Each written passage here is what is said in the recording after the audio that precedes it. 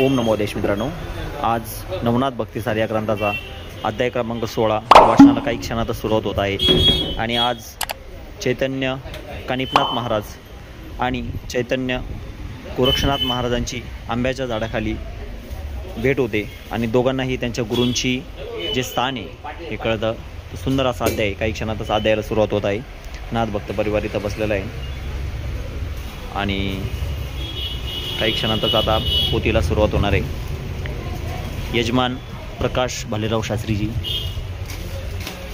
हरे राम राम राम हरे हरे, हरे कृष्ण कृष्ण कृष्ण हरे हरे। हरे राम राम राम हरे हरे, हरे कृष्ण कृष्ण कृष्ण हरे हरे। वक्रतुंड महाकाय सूर्यकोटि समप्रभ, निर्विघ्नं कुरु मे देव सर्वकार्येषु सर्वदा। गुरुर्ब्रह्मा गुरुर्विष्णु गुरुर्देवो महेश्वरः, गुरुसाक्षात् परब्रह्म तस्मै श्री गुरवे नमः। गोरक्षदालिन्द्रतर्पटाश्च अटङ्गकानीपमच्छिन्द्राद्या, चौरङ्गी रेवाणकभद्रसंज्ञा नवनाथ सिद्धा। ओम चैतन्यनाथ महाराज की जय। श्री गणेशाय नमः, श्री सरस्वती नमः, श्री मार्तंड भगवान नमः, श्री गुरुभ्यो नमः। जय जय आदि दिगंबरा आद्य नामे विश्वंभरा, वर्णिता तुझ्या गुणसंभारा मते अपूर्व होतसे। वर्णिता तुझ्या गुणसंपत्ती वेद भांडारे अपूर्व होती। सहस्रपणी वाहता माथी क्षीण मदावितसे। पंचाननायसे झेंडे परिद्वाक्षरी झाले धडे, सरस्वतीची शुणी तोंडे तरी सांड विलापाची। पहिल्यांदा ग्रंथकारांनी गणपतीला नमस्कार केला, नंतर त्यांचे जे दैवत पंढरीश पांडुरंग त्यांना नमस्कार केलेला आहे। आणि ते सांगतात की ईश्वर हे निर्गुण निराकार आहे खरे, परंतु त्याची एकदम ओळख पटत नाही, म्हणून काहीतरी मूर्ती ठेवावी लागते। आणि मग निर्गुणी पावले सगुणी भजता, म्हणून सगुण परमात्म्याचं वर्णन केलेलं आहे। आणि ते त्यांचे गुणवर्णन किती करावं, त्याच्यासाठी माणसाची मतीसुद्धा चालत नाही। सहस्रमुखा शेषाचा शेष तो सुद्धा वर्णित थकलेला आहे। सरस्वतीची सुद्धा पुढे बुद्धी चाले ना, आणि इतकं हे परमेश्वराचं रूप हे एवढं भयंकर आहे। आयसा सर्व गुणज्ञ पुरुष येवोनी बैसला आत्ममतीस, भक्तिसार ग्रंथ सुधारस स्वयं निर्मिला आपणाची। तरी मागली अध्यायी सकळ कथन कानिफा आणि वायुनंदन, युद्ध समी ऐक्यहून सुखसागरा मिळाली। मागच्या अध्यायामध्ये कानिफनाथांचं आणि हनुमानजीचं लढाई झालेली आहे आणि त्याच्यामध्ये त्यांनी दोघंही तुल्यबळ झाले। स्वतः वायुदेवतांनी येऊन त्यांची तिचं मखलाशी केली आणि हनुमंताला 4 गोष्टी समजावून सांगितलेल्या आहे। जर तुम्ही त्यांच्याशी मैत्री केली नाही तर तुम्हाला मागच्यासारखी गती होईल। जसं मच्छिंद्रनाथांनी त्यांच्या डोक्यावरती पर्वत दिलेला होता, एक वेळ तुम्हाला प्रचिती आलेली आहे, तेव्हा आता तुम्ही पुन्हा काही त्यांच्या नादी लागू नका। ते पण देवाचे भक्त आहेत, तुम्ही दोघंही देवाच्याच गटाचे आहेत आणि आपल्यामध्ये असं वैर असणं हे काही चांगलं नाही।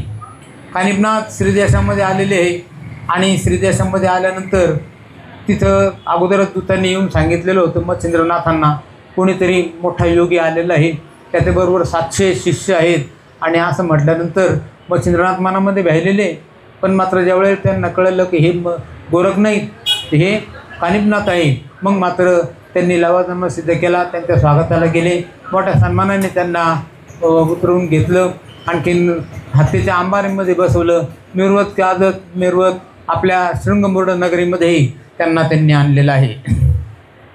भोगिले परी कैसे रेती त्याची ऐका येथून श्रोती, श्री मच्छिंद्रा ते कामचित्ती एका आरती उदेला। कानिफा जाईल स्वदेशात श्री गोरक्षका करेल श्रुत, मग तो धावून येथ नेईल माते येथुनी।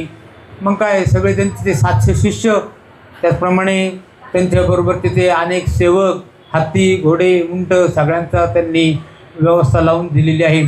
प्रत्येक शिष्याला एक दालन दिलेलं। आता मच्छिंद्रनाथ श्रीमंत होते, श्रीदेशाचे राजे होते ते, आणि ती मैनाकीची राणी त्यांच्याबरोबर होती, मिनीनाथ मुलगा त्यांच्याबरोबर होता. आणि मग एवढं वैभव पाहिल्यानंतर ह्या कानिपनाथांना सुद्धा नवल लागलेलं आहे की योगी असून सुद्धा श्रीमंत आहेत. आणि मग त्यांनी तिथं त्यांचं आदरातिथ्य स्वीकारलं. अनेक दिवसापर्यंत तिथं ते राहून राहिलेले आहेत. मच्छिंद्रनाथांच्या मनामध्ये विचार आला की हे गोरक्ष नाही ठीक आहे, पण मात्र कानिपनाथ हे गोरक्षापेक्षाही काही कमी नाही. आणि हे जर फिरत फिरत जर तिकडे गेले आणि जर त्यांची जर पुढं कधी गोरक्षनाथांची गाठ पडली तर काय होईल, सहज बोलून जातील. आणि मग बोलल्यानंतर तो गोरक्षाला काही चैन पडणार नाही गुरुशिवाय. आणि मग गोरक्ष काही आल्याशिवाय राहणार नाही. तो आला की आमचे हे सुखाचे दिवस संपले. म्हणून त्यांनी त्या ठिकाणी त्यांच्या आदरातिथ्यामध्ये काहीच कमतरता ठेवली नाही. आणि ते मनामध्ये विचार करतात की यांना सेवक हो, काहीच यांना कमी पडून देऊ नका. उलट हे यांचं इथं मन इतकं लागलं पाहिजे, यांनी बाहेर जायचं नावच घेतलं नाही पाहिजे, अशा पद्धतीची यांची व्यवस्था करा, असं त्यांनी सगळ्या सेवकांना सांगितलं.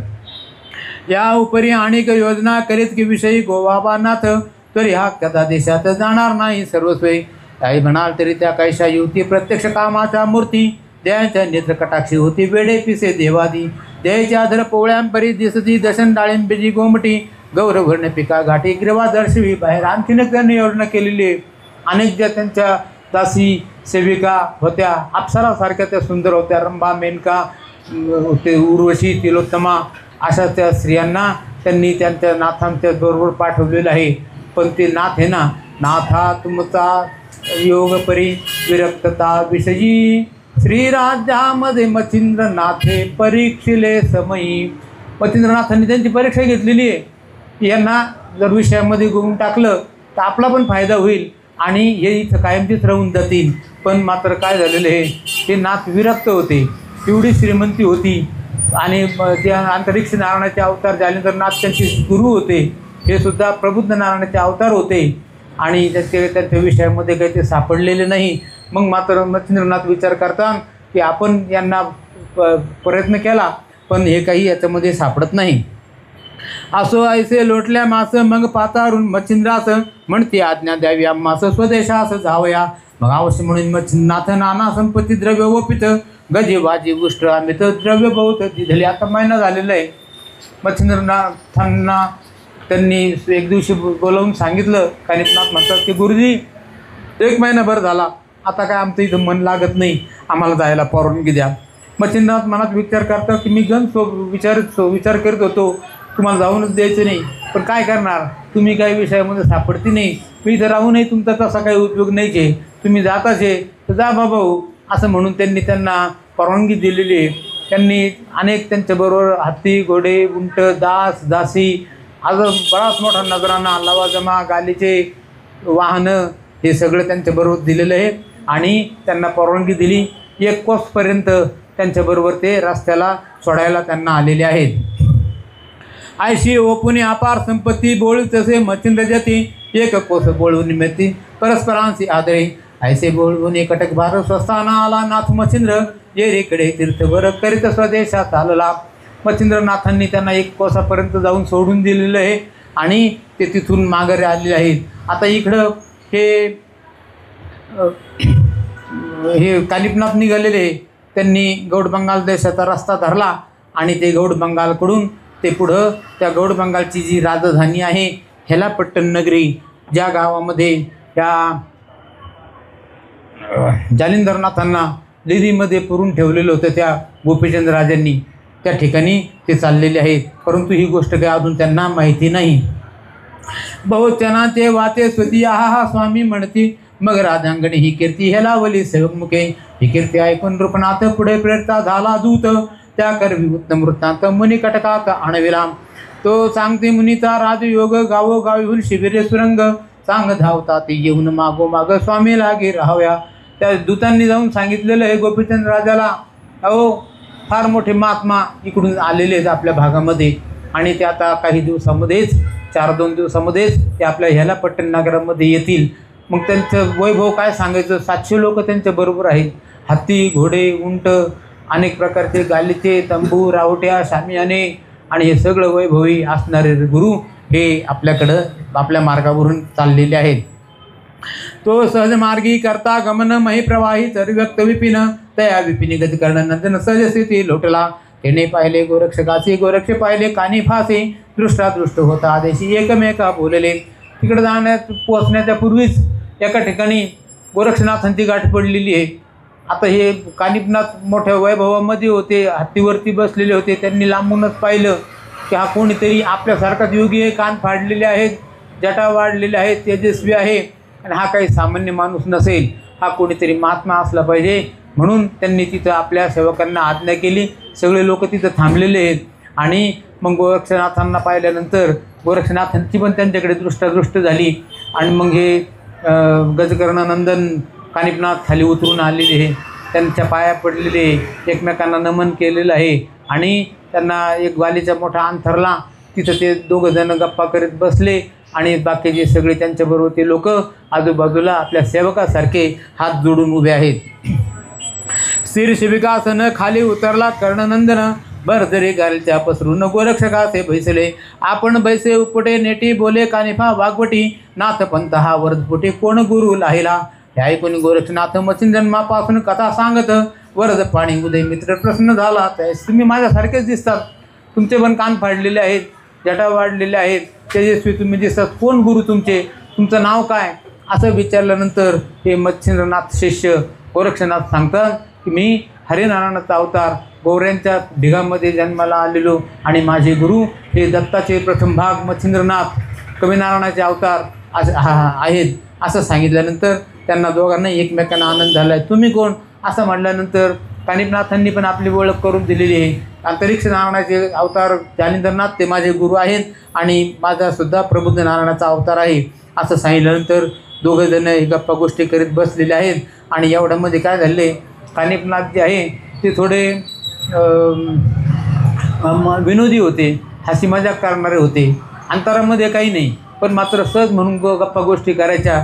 आणि त्यांना असं वाटलं की हे तर सांगत आहेत की दत्ताचा प्रत्यक्ष मच्छिंद्रनाथांना आशीर्वाद मिळालेला आहे, आपल्या पण गुरुला मिळालेला आहे, पण मग यांची आपण थोडी परीक्षा तरी पाहू. म्हणून ते म्हणतात, तरी दत्तकृपेचे अनुसंधान कैसे लादले विद्यारत्न, की कवणरूपी सहज दर्शन जगा माझी मिरवती. तरी आता शोध करावा दावून आपल्या गौरवा, ऐसे योजन सहज भावा दृष्टी करी भाऊ. त्या दुसरी गोष्ट त्यांचं जे वैभव होतं त्याचाही त्यांना गर्व होता. माणसाकडं कधी पद, सत्ता, पैसे अडके सगळं आलं, वैभव, आरोग्य हे सगळं आल्यानंतर माणसाला थोडा गर्व होतो, साहजिकच आहे. तेवढा वेळपर्यंत तो राहत असतो, किती जरी नाही म्हणलं तरीसुद्धा हा अहंकार माणसाला काही आल्याशिवाय राहत नाही. आणि त्या ज्ञानेश्वरीमध्ये सुद्धा म्हटलेलं आहे की हे जे अहंकार आहे हा कोणाला ग्रासितो, तर सर्वसामान्यांना नाही. विशेष झोंबे ज्ञानी याचे कंठी, अज्ञानाचे न लागे पाठी, नाना संकटी मिरवी. मग आता एकदाच अहंकार आला तर त्या माणसाला तेवढं पुरतं जरी समाधान वाटत असलं, मात्र ती संकटाची परंपराच तयार होते. घेण्यान देण्याचं लोकांना तो त्रास देतो. मी मोठा आहे, मला मोठं म्हणा, माझ्या मागे या, असा त्याचा आग्रह राहतो. आणि तीच गोष्ट इथं झालेली आहे. या कानिपनाथांना त्याचा गर्व झालेला होता, आणि ते गोरक्षनाथांची थट्टा मस्करी विनोद करावा म्हणून त्यांना सहज म्हणतात. मला असं वाटतं इथं हे आंब्याचे झाडं आहेत, तर आंब्याचे झाडं पाहून नुसतं काय तरी आम्हाला असं वाटतं आपण दोघांनी पण आंबे खाऊ. आंबे खाऊ म्हटल्यावर नाथ म्हणतात की काय हरकत नाही, खा मग आंबे. त्यावेळेला ते म्हणतात की अहो, आता यांना काय वाटलं की आपलं एवढं वैभव आहे, आपल्याला गुरुनी विद्या दिलेली आहे, म्हणजे आपण श्रेष्ठ आहे, आपल्यापेक्षा श्रेष्ठ कोणीच नाही. तो पण एक अहंकारच राहतो. आणि असं म्हटल्यानंतर हे गोरक्षनाथ म्हणतात की काय हरकत नाही, तुम्हाला वाटलं तर तुम्ही सेवक पाठवा आणि आंबे तोडून आणा, तुमच्याकडे भरपूर सेवक आहेत. त्यावेळेला कानिपनाथ म्हणतात की सेवक कशाला पाहिजे, त्याला आपण मंत्रशक्तीने हे आणायला पाहिजे तुम्ही. गोरक्षनाथांनी त्यांना सांगितलं की सेवक आहे, आता आज आहेत, उद्या नसले तर त्यावेळेला काय करा तुम्ही, त्याच्यासाठी तुम्ही काय करा, तुमच्याकडे आहेच मंत्रशक्ती, तुम्ही सांगितलेलंच आहे आता, तर ते मंत्रशक्तीने ते आंबे इथं आणा आणि आपण दोघंजण आंबे खाऊ. त्यांनी त्याप्रमाणे वातास्त्राचे जप केले, स्पर्शास्त्राचे मंत्र जप केले आणि ते विमुक्तास्त्राचे मंत्र जप केले. आणि ती विभूती आंब्यांकडे फेकल्यानंतर काय झालेले, ते आंबे त्या झाडापासून पडले आणि त्यांच्या पुढं येऊन पडलेले. दोघांनी पण आंबे खाल्ले. आणि मग हा विचार करता गोरक्षनाथ की खरोखरच यांच्याजवळ विद्या आहे. ऐसे ऐकून त्याचे वचन म्हणे बोलला फार उत्तम, तुमच्या शब्दाशी करून मान स्वीकारावे तैसेची. मग ती फळे खात जेठी रसनेसी पडत आहे मिठी, आहा म्हणे शेवटी अमृत सरी दाटले. आता गोरक्षनाथ मनात विचार करतात की आपण आपल्या विद्येची थोडी यांना चुणूक दाखवू, म्हणून ते सांगतात की तुम्ही जो माझा इथं आदर सत्कार केला तसाच मी त्याला प्रतिउत्तर म्हणून मी पण काही फळं आणतो. म्हणून लवंगमणीच्या झाडांचे फळं त्यांनी यांच्याचप्रमाणे विमुक्त आसराचे स्पर्शासराचे मंत्र जप केले. तेही फळं त्यांच्या येऊन पुढं पडलेले आहेत. दोघांनी पण ते फळं खाल्लेले आहेत आणि दोघं जण तृप्त झालेले आहे. आता गोरक्षनाथ मनात विचार करतात की यांनी आपली परीक्षा पाहिली, आपणही यांची परीक्षा पाहू. म्हणून त्यांनी सांगितले की कानिपनाथा, आता हे जे फळं उरलेले आहे हे असे वायाला कशाला जाऊन द्यायचे, तरी हे असं करा, पुन्हा परत जागच्या जागी चिटकवून द्या. या उपरी कानिफानाथ म्हणे आयसा कोण ब्रह्माचा सूत, पुन्हा निर्मणी मूर्तिमंत जैसे तैसे करील. गोरक्ष म्हणे गुरुपुत्र जो निस्सीम आहे पवित्र, त्याशी हे करण्याघटित विचित्र कदा काळी नसे. आता जालिंदरनाथांनी विभूती जी विद्या दिलेली होती त्याच्यामध्ये वाताकर्षण आणि संजीवनी त्यांनी मुद्दाम त्यांच्याकडे राखून ठेवली होती. त्यांच्याकडे काय त्यांचा गुरुचा हिशोब असेल त्यांच्या मनामध्ये, त्यांना त्या हे काही गोष्ट कानिपनाथांना पटना व असं कुठं शक्य राहतं का. एकदा का वस्तू ती तिथून निघाली का ती पुन्हा परत चिटकवली जात नाही. हा सृष्टी व्यापार वर्जित नियम होईल, असं होईल. तेव्हा असं काही गोष्ट हे होणार नाही. असा कोण ब्रह्माचा सूत मुलगा आहे की जो हे पुन्हा गोष्टी तिथल्या तिथं चिटकवून देईल. तर गोरक्षनाथ म्हणतात की का नाही चिटकणार. जो खरोखर गुरुचा जर भक्त असेल आणि त्यांनी जर मनामध्ये संकल्प केला आणि त्याने जर गुरुने जर त्यांना ती विद्या दिलेली असेल तर ते झाडावरती जिथल्या तिथं आंबे चिटकले जातील. जो अर्क तेजा निवविनार तो पाव कठीण घेणे, पळे सत्वर हृदय साठवणी सप्तसागर चिल्लो रज गाठके नाम.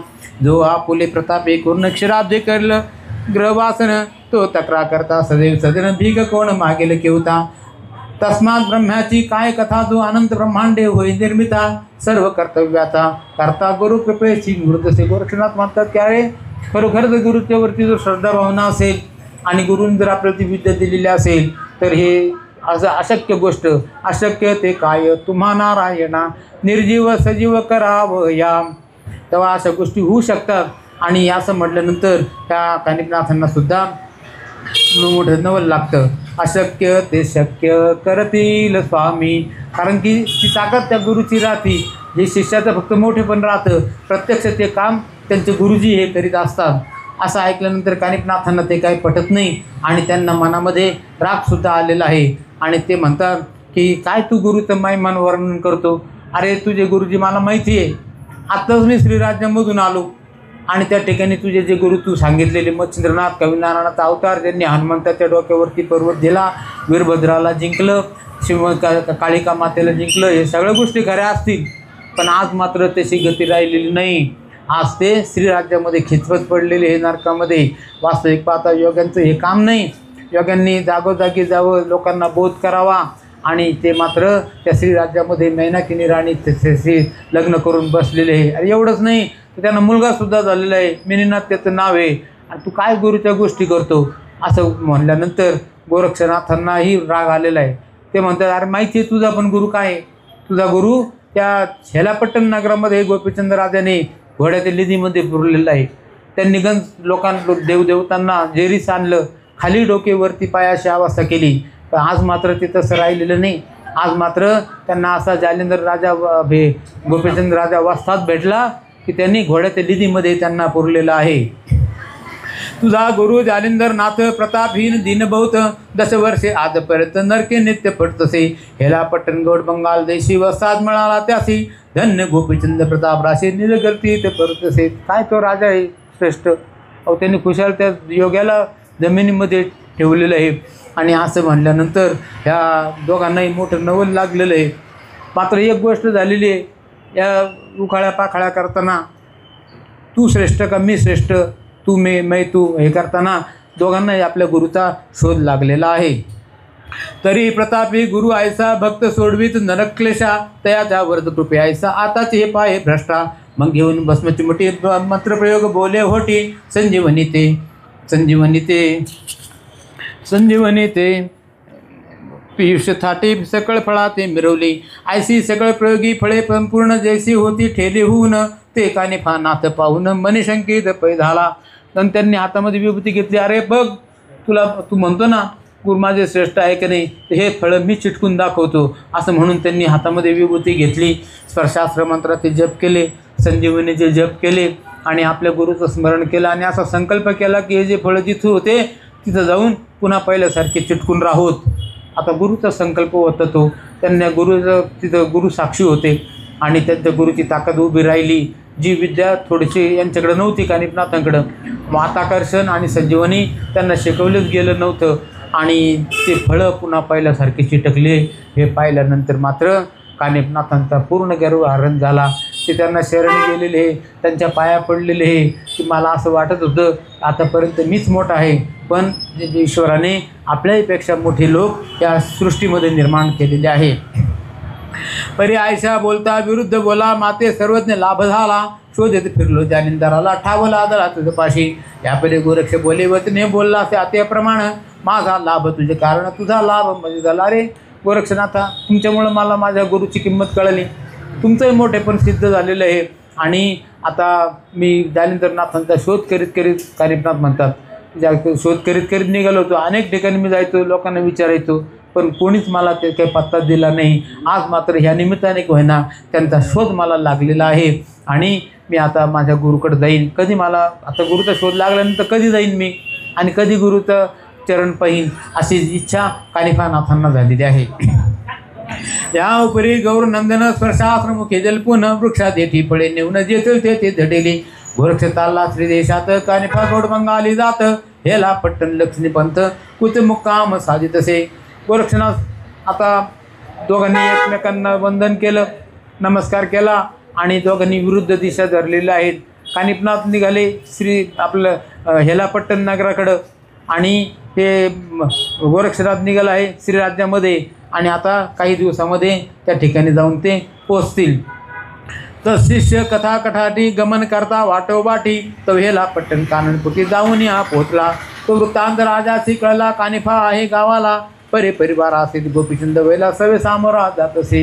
ही गोष्ट गोपीचंद राजाला कळाली. हेलापट्टण नगराच्या जवळपास एक मोठे योगी आलेले आहे, त्यांच्याबरोबर 700 शिष्य आहे, मोठा परिवार आहे. हे पाहिल्यानंतर ऐकल्यानंतर गोपीचंद राजा मनात विचार करतो की आपल्या आईने सांगितलं होतं आपल्याला गुरु करायला, श्रवण संस्कार कधी वायाला जात नाही, आज नाही तर उद्याला तो उपयोगी पडतो आणि असे गुरु मला पाहिजे.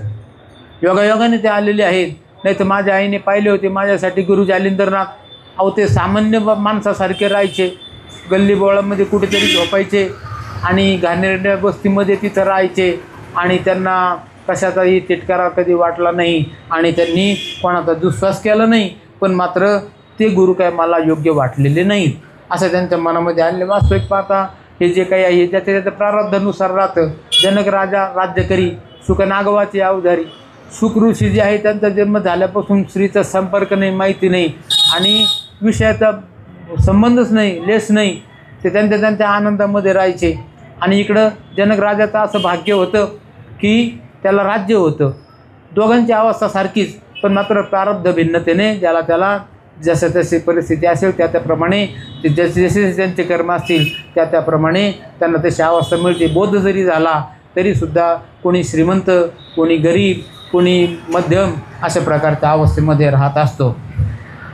700 शिष्य कटक भारी, पूर्ण योगी ब्रह्मचारी, गजवारण संजस्वारी, जगा माझी मृतसे, सिद्ध करून चंबार शिवकास तुरुंगापार, अन्न मंडळी बिरुदुंदार, राजा सवे मिरवले. चला, सगळ्यांना त्यांनी आपल्या सेनेला आज्ञा दिलेली आहे आणि आपण त्या महात्मांना शरण जाऊ, त्यांची सेवा करू, मोठ्या सन्मानाने आपल्या नगरीमध्ये घेऊन येऊ आणि शिष्टाचार सउच्चते अशा माणसाचा सन्मान हा झालाच पाहिजे. अनेक लोक त्यांना ओळखतात. आपण राजा असलं म्हणून काय झालं, राजा आपण आपल्या या व्यवहारामध्ये राजा आहोत, पण मात्र अवस्थेमध्ये किंवा त्यांच्या जे बोधाची जी अवस्था आहे, ईश्वराच्या कृपेची जी अवस्था आहे त्या अवस्थेला मात्र मान आपण दिला पाहिजे. म्हणून त्यांनी सगळा लावाजमा सिद्ध केला आणि काही अंतरावरती ते आलेले असताना हा राजा आपला सगळं पदभार घेऊन त्यांच्याकडे गेलेला आहे. ऐशी संपत्ती संभारेसी, ठेंगणे भाविते अमरपदासी, मार्गी चालता मांत्रिकासी, पातारी तो नृपनाथ, म्हणते प्रारब्ध योगे करून येथे पातले सिद्धरत्न, तरी आता अनुग्रह देऊन ईश्वर भक्ती परिधानू. असे जिथं ते थांबलेले होते त्या ठिकाणापर्यंत ते पायी हे राजे गेलेले हत्तीच्या अंबारीमध्ये बसून तिथं गेल्यानंतर ते खाली उतरणार, त्यांचं दर्शन घेणार आणि एवढ्यामध्ये ते उतरलेले खाली त्यांचे जे मंत्री ते पुढं आलेले राजाला घेऊन जायला त्या महात्मांकडं गेल्यानंतर राजाच्या मनामध्ये काय राहीना अंतरीचे धावे स्वभावे बाहेरी या न्यायाने त्यांना काही ते बोलल्याशिवाय राहा. ते मंत्र्याला म्हणतात की मंत्री महोदय, अहो मला असं वाटतं हे आपण गुरुच करून घ्यावेत, एवढा मोठा त्यांचा अधिकार आहे, इतके लोक त्यांच्या भजनी आहेत, ते काय उगाच असतील का, त्यांनाही काहीतरी अनुभव आलेले असतील म्हणून एवढे लोक त्यांचे अनुयायी झालेले आहेत. म्हणती प्रारब्ध योगे करून येथे पातले सिद्धरत्न, तरी आता अनुग्रह घेऊन ईश्वर भक्ती परधानू. हा गुरु आहे योग्य माते माझी संपत्ती भूषण भरते, जगा माझी दिसे सरते योग्य योग्य उभयती.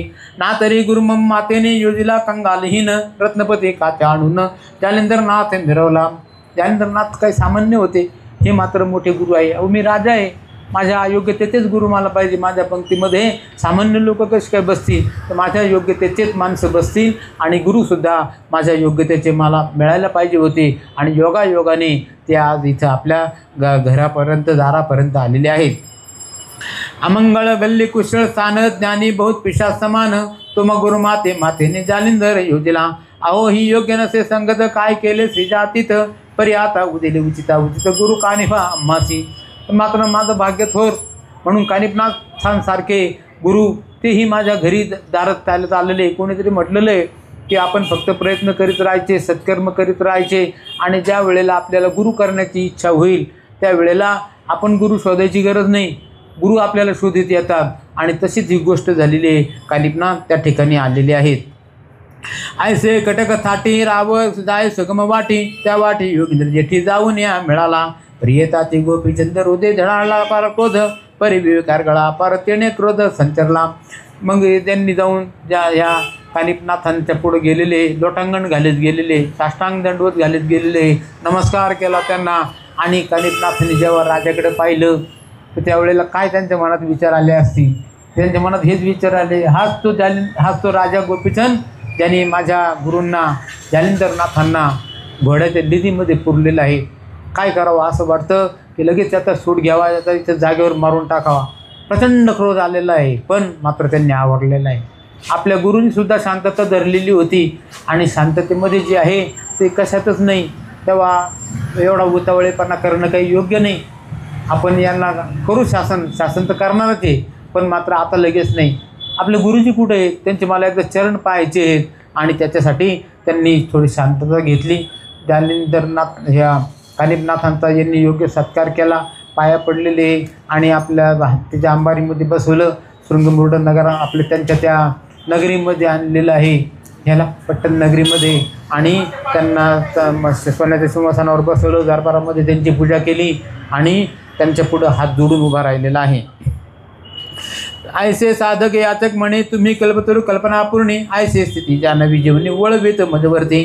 परी श्रीरायाचे उत्तर ऐकून कानिफा मनोहर, त्याने चित्तशक्ती तरोवर आनंद शांती मिळवला. त्याने जे संभाषण केलेलं आहे, माणूस किती जरी रागामध्ये आला, पण जर आपल्या ज्याच्यावरती रागावलेला आहे तो जर माणूस शांत असेल, त्याने जर काही प्रत्युत्तर दिलं नाही तर तो रागावणारा सुद्धा थोडा वेळ विचार करतो की अरे मी एवढा रागावलो, त्याला काहीच वाटत नाही, खुशाला हा अजूनही शांत बसलेला आहे. आणि हे असं पाहिल्यानंतर त्यांचा राग हळूहळू शांत व्हायला लागलेला आहे. मग राजासी धरून करी बैसविला स्वशेजारी, मग बोलत वागुत्तरी कुशळ मंगळ असा की. म्हणे राजा अनुचित गेले परी तो भाग्य सबळ वहिले, तेणे करून शांती दिवले मम मानसे. महाराज राजा, मला खरंच म्हणजे तुझा हा सत्कार पाहून मी प्रभावित झालेलो आहे, मला थोडं बरं वाटतंय, पण मात्र मनामध्ये मात्र खूप अंगार पेटलेला आहे. अरे तू काही चांगलं काम केलेलं नाही. आणि जे राजा म्हणतो की महाराज अहो माझं गुरुत्व तुम्ही घ्या, माझे गुरु व्हा तुम्ही.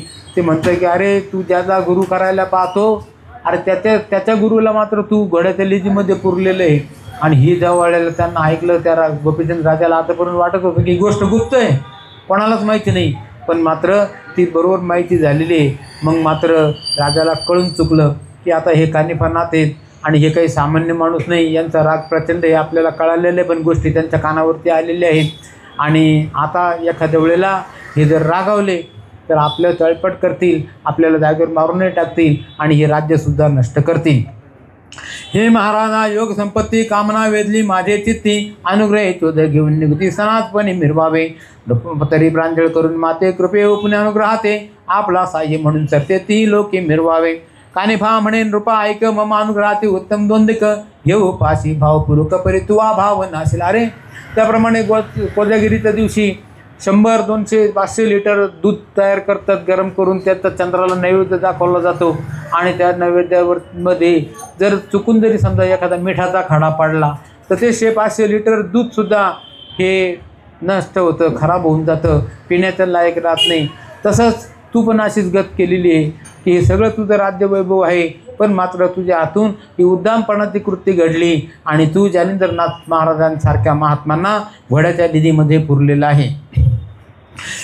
अरे माझा अनुग्रह घाव्या पाशी, तरी जाता अनुग्रह मजसी, तो तू स्वामी महागर्तेसी, अश्वविष्टेत स्थापिला, परी तुझे आयुष्य लाग, पूर्वपुण्याचा होता योग, म्हणून क्रोधानळ मग शांती जरी जडाला हो. नातरी महाराज जालिंदर प्रळय काळीचा वैश्वानर, तुझे वैभवाचे अपार निर्भस्म करता क्षणार्धे तुझं भाग्य थोर. तुझ्या आईची पुण्यई म्हणून तू त्याच्यामधून वाचलेलं आहे. नाहीतरी जालिंदरनाथ महाराजांचा क्रोध एवढा कठीण होता की त्यांनी देवांना सुद्धा खाली डोकं वरती पाय अशी अवस्था केलेली होती. तर जयाच्या प्रतापाती सरी, कोण करी बोल वागोत्तरी, जेणे स्वर्ग देवतांची थोरी खो झाडो झाडी लाविली. मग सात्यंत वराती कथा तया नृपाते सांगता, तेने ही सगळं ऐकून वार्ता भय दिले. चित्त घाबरलेलं आहे गोपीचंद राजा, की त्याला असं वाटलं होतं हे कोणी ऐकणार नाही, पाहणार नाही, कळणार नाही कोणाला, पण मात्र ती गोष्ट त्यांना कळलेली आहे. मग मात्र त्याच्या अंगाला कापरं सुटलेलं आहे आणि तो तसाच हात जोडून उभं राहिला. त्यांच्या पुन्हा लोटांगण घातलेले, महाराज चूक झाली, अजाणतेपणामध्ये चूक झालेली आहे, पण मात्र महाराज तुम्ही मात्र साधू संत आहात आणि तुम्ही जगाचं कल्याण करता, माझंही कल्याण करा, मला ह्या दोषापासून निवारण करा. या ब्रह्मांड मंडपात मध्ये एवढा कोणी नाही पतित, आही करणी अघटित घडून आली मज लागे. परी सदैव माये परी शांती वरावे हृदयांतरी, बहु अन्याय होता किशोरी अहिता ते टेकेना. तुम्ही संत दयावंत घेता जगाचे बहु आघात, अमृतोपम मानून चित्त कृपा उचित दर्शवता. तुम्ही लोकांचे आजार आपल्या अंगावरती घेता पण भक्तांना बरे करता. ज्या भक्तांना संपन्नता नाही त्यांना संपन्नता देता, ज्याला मुलबाळ नाही त्याला मुलबाळ देता, ज्याला श्रीमंती नाही त्याला श्रीमंती देता. आणि मला सुद्धा एवढं दान द्या, ही जी काही गोष्ट माझ्याकडून घडली याच्यामधून मला सोडवा. कानिपनाथ मनात विचार करतात की असो, याच्या मनात पश्चाताप झालेला आहे आणि कुठंही काय हे पण आपल्याला पाहून घ्यायचं आहे. आणि गीतेमध्ये वचन आहे, अपिचेत सुदुरा चारो ममरे व अनन्य भाग, म्हणजे पूर्वजन्मामध्ये कितीतरी वाईट कृती केल्या पण जर मनामध्ये पश्चाताप उत्पन्न झाला आणि जर ते देवाला शरण गेले, देवाला जवळ जाऊन जर ते कबूल केलं की महाराज देवा ही माझी अशी चूक झाली, मग देवसुद्धा त्याचा उद्धार करतो. आणि मात्र तिथून पुढं त्याने ते पूर्वीच्या वाईट गोष्टी सोडून द्यायच्या आणि चांगल्या मार्गाला लागायचं. तसंच अशी कृती आपणही याच्यावरती करू. जैसा झाडा घातला गावं, एकी लावणी केली अपूर्व, परी उभयता एकरी छाव मिळू शकेना. इसरता पात्री निर्वोगी धुती पूजिती मळसंगी, परे एकची तो उभय प्रसंगी मिरवली का सरता. जसं ह्या गंगेच्या पात्रामध्ये चांगले लोक आंघोळी करतात, वाईट लोक आंघोळी करतात. वाईट कशासाठी करतात? ते पाप धुण्यासाठी करतात. आणि सज्जन कशासाठी करतात? आहे ती अवस्था त्यांची टिकायण्यासाठी हे करावं लागतं. तरी आता असो कैसे क्षमा ओढण करी आम्हास, दुष्कृत सरिता प्रवाही विशेष ओढून काढी महाराजा. ऐसे ऐकून त्याचे वचन नाभी म्हणे करनंदन, मग राजा लागे सवे घेऊन स्वसे विराते पातला. आता यांना त्यांच्याकडून अजून माहिती काढून घ्यायची होती. त्यांना गुरूंना कुठं ठेवलेलं आहे त्यांनी, म्हणून ते म्हणतात की हरकत नाही, आपण काहीतरी करू.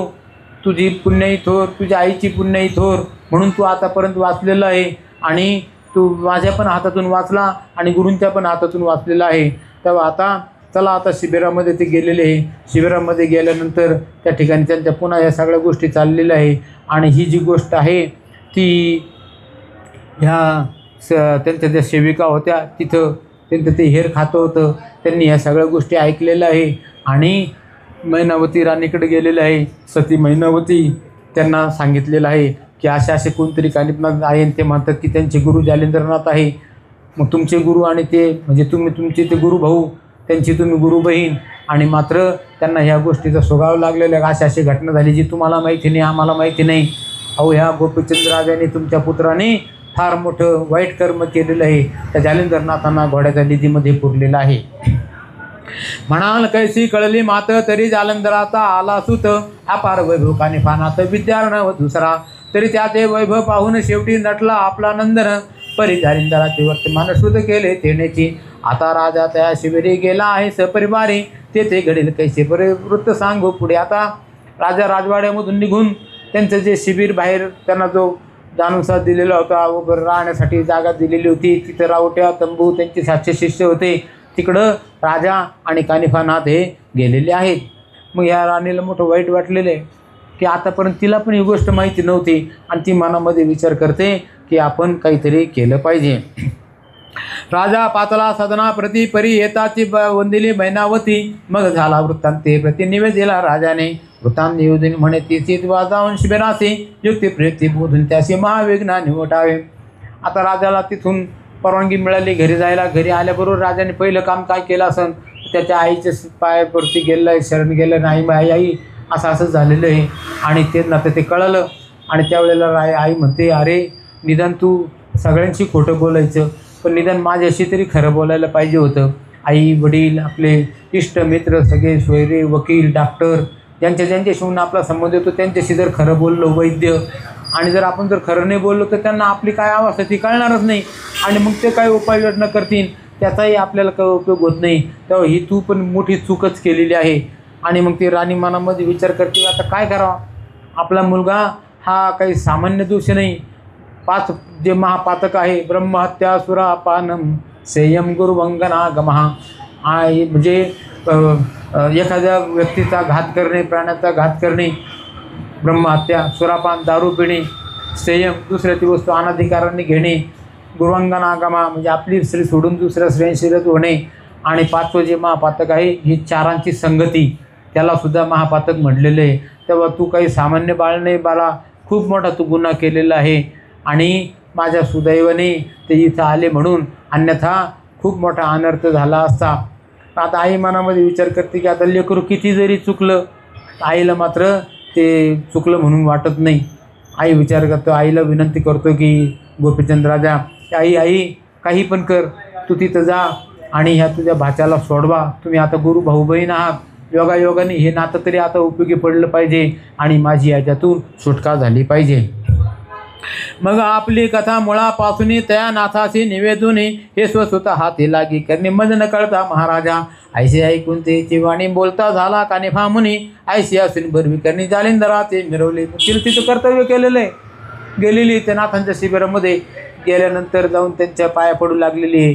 तर त्यावेळेला हे कानिफनाथ काय तिला पाया पडून देते नाही की ज्या गुरूंचा तुला अनुग्रह आहे त्याच गुरूंचा अनुग्रह मला सुद्धा आहे, आपण दोघेही गुरु भाऊ बंधू बहीण आहोत आणि तुम्ही काही पाया पडायचं काही काम नाही. मग तिनं विनंती केलेली आहे की महाराज असं अशी गोष्ट झाली. त्यावेळेला कानिफनाथ म्हणतात की तुम्ही एवढे गुरुबंधू असून, तुम्हाला गुरुची एवढी योग्यता माहिती असून तरीसुद्धा तुम्ही अशी गोष्ट होऊन दिली. त्यावेळेला सती मैनावती म्हणते की महाराज अहो मला खरोखरच माहिती नव्हतं आणि गेल्या 10 वर्षापासून मी त्यांचंच चिंतन करून राहिलेले, पण मात्र ते इथं असे काही पुरले गेले किंवा त्यांनी अशी काही वाईट गोष्ट केली याची मला अजिबात माहिती नाही. तरी आता झाले कर्म सज्ञाना सावरी दुर्गम, परिरायाचे तुष्ट कर्म टाळून सुपंत मिरविका, ऐसे सांगुनी तया प्रतिमोह उपजला तिथे, मग म्हणे श्री गुरुमूर्ती दृश्य कराया लोकात. सती मैनावती त्यांना विनंती करते की महाराज अहो होऊ नये, ती चूक झालेली आहे आणि ही चूक करणारा दुसरा कोणी सामान्य माणूस नाही तर माझा मुलगा राजा गोपीचंद आहे. पण माझी अशी विनंती आहे की महाराज तुम्ही त्याला माफ करा आणि ते जालिंदरनाथ कुठे ठेवलेले आहेत तिथं आपण जाऊ आणि तुम्ही त्यांना त्या गर्तेमधून बाहेर काढा. ऐसे सांगून त्या प्रतिमोह उपजला अतिचित्ती, मग म्हणे श्री गुरुमूर्ती दृश्य करा या लोकात, म्हणशील सुताचे हाते करून कान करती दृश्यमान, तरी नेणू जालिंदराचा कोप आग्न धाव घेईल पुढाराम. तेव्हा तुमच्या मुलाच्याच हातून त्यांना आपण बाहेर काढू. त्यावेळेला ती सती मैनावती विनंती करते की महाराज असं काही करू नका, त्यांचं नुसतं नाव जरी कळलं तरीसुद्धा जालिंदरनाथ महाराज जे काय आहेत जमिनीमध्ये त्यांना राग येईल आणि पुन्हा त्यांचा कोप होईल आणि न जाणो माझ्या मुलाला ते एखाद्या वेळेला जाळूनसुद्धा टाकतील. आणि असं म्हटल्यानंतर ते म्हणतात की ठीक आहे आता तुम्ही जा, मी विचार करतो त्यांना कुठं ठेवलेलं आहे ते उद्या सकाळी जाऊन आपण पाहू आणि त्यांच्याबद्दल त्यांना त्या गर्तेमधून कसं बाहेर काढायचं याचा पण विचार करू. कारण की कोणती पण गोष्ट ही अगोदर होत नसते, त्याच्यासाठी योजना करावी लागते आणि योजना केल्यानंतर त्याच्यातले दोष गुण हे पाहायचे राहतात आणि बारकाव्याने ती गोष्ट सिद्ध करायची राहते. तरी या ब्रह्मांड मंडपात कीर्तिध्वज अति लखलखित हे लावून परमलोकात कीर्तिध्वज फडकेलं तरी बोधावा युक्ती प्रयुक्ती रक्षून या आपल्या भाच्याप्रती दृश्य करून गुरुमूर्ती सत्कीर्ती वाढवावी ऐसे बोलून त्या प्रतिमूर्ती झाली मैनावती त्याने ही नमन परमप्रीती बोळविले भगिनी. ते आता तुम्ही जा, आम्ही रात्रभर विचार करू आणि सकाळी या तुम्ही आणि मग आपण गोपीचंद राजाला सांगन त्या ठिकाणी जाऊ आणि ती जागा पाहू. ऐसे पूर्ण आश्वासन देऊनी म्हणे त्या राजाचे कल्याण इच्छी पूर्ण श्री गुरु चरणे पाहून जाण सकल संशय सोडे काम ऐशी आश्वासनी माझा श्रीनाथ झाला बोळविता असो मैनावती तत्वता नमन आले सदनाची. सगळेजण मनात विचार करतात सत्सत विवेक बुद्धीने की हे जे काम आहे हे काही साधन नाही, थोडी जरी चूक झाली तरी सुद्धा आपल्याही जीवावरती बेतल आणि इथं तर प्रत्यक्ष जालिंदरनाथ आहेत असा विचार करून त्यांनी त्या मैनावती राणीला निरोप दिलेला आहे. मैनावती राणी त्यांच्या पाया पडून तिथून निघाली आणि राजवाड्यामध्ये आलेली आहे. जाता जाता कानिपनाथ त्यांना आश्वासन देतात की काही हरकत नाही, आता होऊ नये ती गोष्ट घडलेली आहे, आता हे निस्सरावच लागणार आहे, हे काही कोणाला चुकणार नाही, फक्त याच्यामध्ये कोणालाही त्रास होणार नाही अशा पद्धतीने प्रयास आपण करू. आश्वासुनी माता श्रीनाथ झाला बोळविता असो मैनावती जाता नमुन आली सदनासी ससुता ते पातारोनी सगळं सांगितले वर्तमान मग सगळं भयाचे दृढासन भंगित झाले तत्क्षणी जालिंदराच्या अनुग्रहासहित आश्वासित कानिफानाथ ऐसा सकळ सांग वृत्तांत भयमुक्त तो केला. तर तुम्ही काही काळजी करू नका. आता ते वयामानाने ते मोठ्याच होत्या मैनावती, त्यांना सांगते की अक्का तुमच्या पोराच्या हातून जरी गुन्हा झाला पण तो पोरगा आता तुमचा पोरगा नाही नुसता, तो माझा पण भाचा लागतो, आपण दोघे गुरु भाऊ बहीण आहोत आणि आपल्याला काही जरी झालं तरी त्याचं पण रक्षण करायचं आहे, मी त्याचं रक्षण करणार आहे आणि गुरुजींकडे त्याची शिफारिश करणार आहे असं आश्वासन दिल्यानंतर ती घरी आलेली आहे आणि झालेला सगळा वृत्तांत तिनं राजा गोपीचंदाला सांगितला. राजा गोपीचंद मनात विचार करतो की हे असं खूप काही वाईट होणार होतं, कदाचित आपला बळी त्याच्यात नक्की केला असता, ती नक्की पडली असती, कारण आपलं पापच तेवढं आहे, पण मात्र आपल्यावरती काहीतरी ईश्वराची कृपा आहे म्हणून या सगळ्या गोष्टी घडून राहिलेल्या आहे. आईने त्याला सांगितलं की जा बाबा, त्याच्या डोक्यावरून हात फिरवला आणि आता काही काळजी करू नको, ह्या कानिफनाथांनी कबूल केलेलं आहे की तुला त्याच्यामधून मी वाचवीन. त्याची भीती दूर झालेली आहे. रात्रभर त्यांनी कशी कसली झोपून कशाचं काय, त्यांना पण ती उत्कंठा लागलेली आहे की कधी दिवस उजाडं, आपण तिथं कधी जाऊ आणि त्या ठिकाणी जाऊन आपण ह्या गुरुजींना जालिंदरनाथांना कसं पाहू. जो काही तिथं गेल्यानंतर काय घटना घडेल तो सगळा जो विषय आहे तो हा पुढच्या अध्यायात येणार आहे. असो आता येथून पुढले अध्यायी धोंडी नंदन नरहरी वरदे श्रोत्या कारण मालू निवेदेल गुरुकृपे स्वस्ती श्री भक्ती कथा सार सम्मत गोरक्ष काव्य आगार सदा फलशोध भाविक चतुर षोडशाध्याय गुढहा श्रीकृष्णार्पणमस्तु शुभम श्रीरस्तु. श्री गणेशाय नमः, श्री सरस्वती नमः, श्री मार्तन भरवाय नमः, श्री गुरुभ्यो नमः. जय जयाजी वैकुंठाधीशा अलक्षा गोचरा आदिपुरुषा पूर्ण ब्रह्म कलय दोषा सनातन आदिमूर्ते ऐसा स्वामी पंढरीदीश बैसुनी मालिती कोत्पृष्टीस भक्ती सुधारस निर्माण केला ग्रंथासी. तरी मागली अध्यायी कथन कानिफा पातला हेला पट्टण गोपीचंदाची भेटी घेऊन मैनावतीस भेटला. तरी सिंहावलोकनी तत्वता मैनावत भेटून नाथा सकळ वृत्तांत सांगून सुद्धा समाधानी मिरवले. असो गोपीचंद दुसरे दिनी नाथगरे शिबिरे जाऊने मवळी ठेवून नाथाचे चिरणे उभा राहिला सन्मुख विठ्ठल विठ्ठल विठ्ठल विठ्ठल विठ्ठल. कुंडली चिंतन श्री गुरुदेव दत्त. ओम नाथ महाराज की जय. नाथ महाराज की जय. सर्वदा योग तुझा घडावा कारणी देह माझा पडावा. उपेक्षू नको गुणवंता अनंता लघुनायुका मागणे हेची आता. ज्या ज्या ठिकाणी मन जाय माझे त्या त्या ठिकाणी निज रूप तुझे इथे विठो मस्तक ज्या ठिकाणी इथे तुझे सद्गुरु पाय दोन्ही जय जय रघुवीर समर्थ हरी विठ्ठल श्री ज्ञानदेव तुकाराम नाथ महाराज की जय ज्ञानेश्वर महाराज की जय तुकाराम महाराज की जय महाराज की जय निरंजन आदेश